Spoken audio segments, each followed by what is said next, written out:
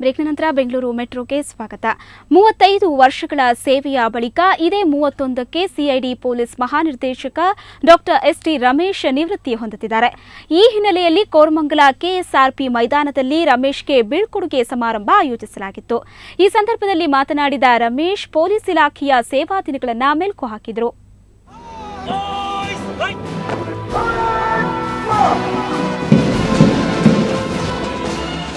Doctor ST. Ramesh ರಾಜ್ಯ police ಕಂಡ ಅಪರೂಪದ ಐಪಿಎಸ್ ಅಧಿಕಾರಿ. ಸೇವೆ ಎಲ್ಲಿಯೇ ಇರಲಿ, ಅದು ಪಾರದರ್ಶಕವಾಗಿರಬೇಕು, ಪ್ರಾಮಾಣಿಕವಾಗಿರಬೇಕು ಅನ್ನೋ ಉದ್ದೇಶ ರಮೇಶ್ ಅವರದ್ದು. ಎಡಿಜಿಪಿ ಕ್ರೈಮ್ ಮತ್ತು ಬಂದಿಖಾನೆ ವಿಭಾಗದಲ್ಲಿ ಸೇವೆ ಸಲ್ಲಿಸುತ್ತಿದ್ದಾಗ ಅವರ ಸೇವೆಯನ್ನ ಯಾರೂ ಮರೆಯುವಂತಿಲ್ಲ.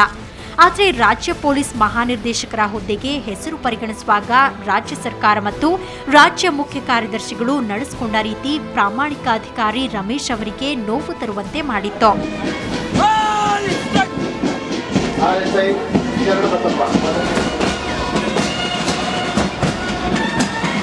ಇಷ್ಟೆಲ್ಲ ಬೆಳವಣಿಗೆಗಳ ನಡುವೆ ರಾಜ್ಯ ಸಿಐಡಿ ಪೊಲೀಸ್ ಮಹಾನಿರ್ದೇಶಕರಾಗಿ ಇದೇ 31ಕ್ಕೆ ಡಾಕ್ಟರ್ ರಮೇಶ್ ಭಾರವಾದ ಮನಸ್ಸಿನಿಂದಲೇ ಇಲಾಖೆಗೆ ವಿದಾಯ ಹೇಳ್ತಿದ್ದಾರೆ.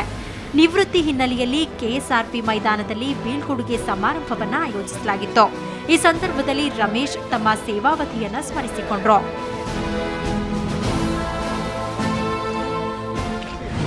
ಜನರ ಮೇಲೆ ಕಳಕಳಿ ಮತ್ತು ಬಡವರ ಮೇಲೆ ಒಂದು ಸಹಾನುಭೂತಿ ಇಟ್ಕೊಂಡು ನಾನು ಕೆಲಸವನ್ನು ಮಾಡಿದ್ದೀನಿ. ಇಲಾಖೆಯ ಅಧಿಕಾರಿಗಳು ಹಾಗೂ ಸಿಬ್ಬಂದಿಗಳ ಮೇಲೂ ಕೂಡ ನಾನು ಸಾಧ್ಯವಾದಷ್ಟು ಸ್ಪಂದಿಸಿ ಸೇವೆ ಸಲ್ಲಿಸಿದ್ದೀನಿ. ನನಗೆ ತೃಪ್ತಿ ಇದೆ, ಸಂತೋಷ ಇದೆ, ಹೆಮ್ಮೆ ಇದೆ. ತೃಪ್ತಿ, ಸಂತೋಷ, ಹೆಮ್ಮೆಯಿಂದ ನಾನು ನಾಳೆ ದಿವಸ ನಿವೃತ್ತಿ ಆಗ್ತಾಯಿದ್ದೀನಿ. ಇದೇ ವೇಳೆ ಪೊಲೀಸ್ ಮಹಾನಿರ್ದೇಶಕ ನೀಲಂ ಅಚ್ಯುತರಾವ್ ರಮೇಶ್ ಅವರಿಗೆ ಸ್ಮರಣ ಫಲಕವನ್ನು ನೀಡಿ ಸನ್ಮಾನಿಸಿದರು.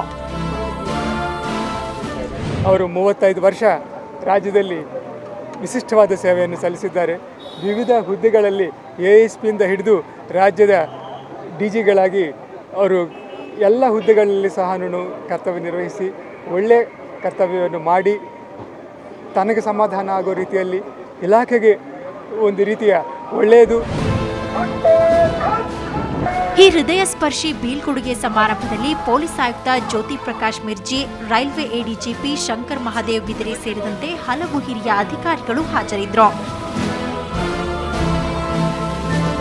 ಅಶ್ವಥ್ ಎಸ್ಎನ್, ಕ್ರೈಮ್ ಬ್ಯೂರೋ, ಸುವರ್ಣ ನ್ಯೂಸ್ 24/7.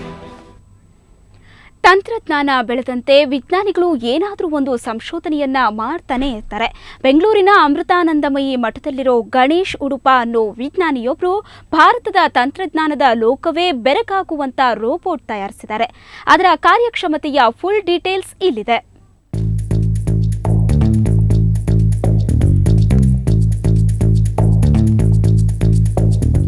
ಇವರು ಗಣೇಶ್ ಉಡುಪ. ಬೆಂಗಳೂರಿನ ಅಮೃತಾನಂದಮಯಿ ಮಠದಲ್ಲಿರೋ ಸಂಶೋಧನಾ ಕೇಂದ್ರದಲ್ಲಿ ವಿಜ್ಞಾನಿ ಉಪಾಧ್ಯಾಯ.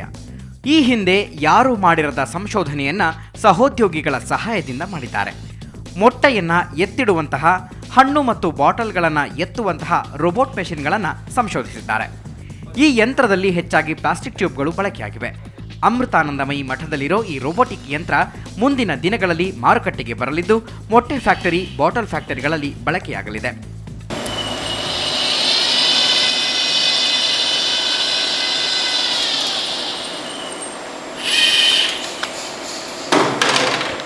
ಇದನ್ನು ನಾವು ಕಂಡಿಡಿದ್ದು ಹೇಗಂದರೆ ನೇಚರಿಂದ ನಮ್ಗೆ ಸಿಕ್ತು. ಈ ಕುಂಬಳಕಾಯಿ ಬಳ್ಳಿ, ಸೌತೆಕಾಯಿ ಬಳ್ಳಿ ಹೇಗೆ ಹಿಡ್ಕೊಂಡು ಮೇಲಕ್ಕೆ ಹೋಗುತ್ತೋ ಆ ಒಂದು ಸ್ಟಡಿ ಮಾಡಿ ನಮಗೆ ಇದನ್ನು ಕಂಡುಹಿಡಿದ್ವಿ. ಇದು ಪ್ರಪಂಚದಲ್ಲಿ ಮೊದಲನೇದಾಗಿ ನಾವು ಕಂಡುಹಿಡಿದ್ವಿ. ಈಗ ರೀಸೆಂಟಾಗಿ ಕೊರಿಯಾ ಕಾನ್ಫರೆನ್ಸಲ್ಲಿ ಇದನ್ನು ಪ್ರೆಸೆಂಟ್ ಮಾಡಿದ್ವಿ, ಇಂಟರ್ನ್ಯಾಷನಲ್ ಕಾನ್ಫರೆನ್ಸಲ್ಲಿ ನಮ್ಮ ಟೀಮ್.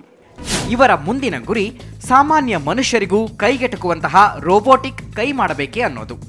ಇವರ ಮುಂದಿನ ಸಾಧನೆಯ ಬಗ್ಗೆ ಉಡುಪಾರವರ ಗೆಳೆಯರು ಮೆಚ್ಚುಗೆ ವ್ಯಕ್ತಪಡಿಸಿದ್ದಾರೆ. ಮೊಟ್ಟೆಯನ್ನು ಅವ್ರು ಹೇಳಿದಾಗ ಮೊಟ್ಟೆ ಲಿಫ್ಟ್ ಮಾಡೋದು ಬಹಳ, ಅದಕ್ಕೆ ನಮ್ಮ ಟೆನ್ಷನ್ ಏನಿದೆ, ನಮ್ಮ ಪ್ರೆಷರ್ ಏನಿದೆ, ಬೆರಳುಗಳದು ಹಾಕಬೇಕಾಗಿರೋದು ಬಹಳ ಮೃದುವಾಗಿರ್ತದೆ ಮೊಟ್ಟೆ. ಸೊ ಅದರಿಂದ ಹಿಡಿದು ಘನ ವಸ್ತುಗಳನ್ನು ಕೂಡ ಅದಕ್ಕೆ ಎಷ್ಟು ಪ್ರೆಷರ್ ಬೇಕು ಅನ್ನೋದನ್ನು ಅವರು ಈಗಾಗಲೇ ಕಂಡು ಹಿಡಿದಿದ್ದಾರೆ. ಸೊ ಖಂಡಿತವಾಗಿ ಇದು ಯಾರು ಕೈಯನ್ನು ಕಳ್ಕೊಂಡಿರ್ಬೋದು, ಅಪಘಾತದಲ್ಲಾಗಿರಬಹುದು, ಬೇರೆ ರೀತಿಯಲ್ಲಾಗಿರಬಹುದು, ಅವರಿಗೆ ಬಯೋನಿಕ್ ಹ್ಯಾಂಡು ಒಂದು ವರಪ್ರದ ಅಂತ ಹೇಳಬಹುದು. ಮಾತಾ ಅಮೃತಾನಂದಮಯಿರವರ ಕನಸನ್ನ ನನಸಾಗಿಸೋ ಇವರ ಈ ಮಹತ್ತರವಾದ ಸಾಧನೆಗೆ ಹ್ಯಾಟ್ಸ್ ಆಫ್. ಮಹಾನ್ ಸಾಧಕರಾದ ಗಣೇಶ್ ಉಡುಪ ಅವರ ಮುಂದಿನ ಸಾಧನೆಗೆ ಗುಡ್ ಲಕ್. ಶ್ರೇಯಾ ಶೆಟ್ಟಿ, ಸುವರ್ಣ ನ್ಯೂಸ್ 24/7 ಬೆಂಗಳೂರು. ಬೆಂಗಳೂರಿಗೆ ಫ್ಯಾಷನ್ ಸಿಟಿ ಎಂಬ ಹೆಗ್ಗಳಿಕೆ ಕೂಡ ಇದೆ. ನಗರದ ಹೊರವಲಯದಲ್ಲಿರೋ ಎಲೆಕ್ಟ್ರಾನಿಕ್ ಸಿಟಿಯಲ್ಲಿ ಬೆಂಗಳೂರು ಫ್ಯಾಷನ್ ವೀಕ್ ಭರ್ಜರಿ ಆರಂಭ ಪಡೆದಿದೆ. ದೇಶದ ವಿವಿಧ ಭಾಗಗಳಿಂದ ಬಂದಿರೋ ಖ್ಯಾತ ಡಿಸೈನರ್ಗಳು ತಮ್ಮ ಫ್ಯಾಬ್ರಿಕ್ಗಳ ಪ್ರದರ್ಶನ ನೀಡುತ್ತಿದ್ದಾರೆ. ಈ ನೂತನ ಕಾಸ್ಟ್ಯೂಮ್ಗಳನ್ನು ತೊಟ್ಟ ಲಲನಿಯರು ಮೈ ಬಳುಕಿಸುತ್ತಾ ರ್ಯಾಂಪ್ ಮೇಲೆ ವಯ್ಯಾರ ತೋರ್ತಿದ್ದಾರೆ.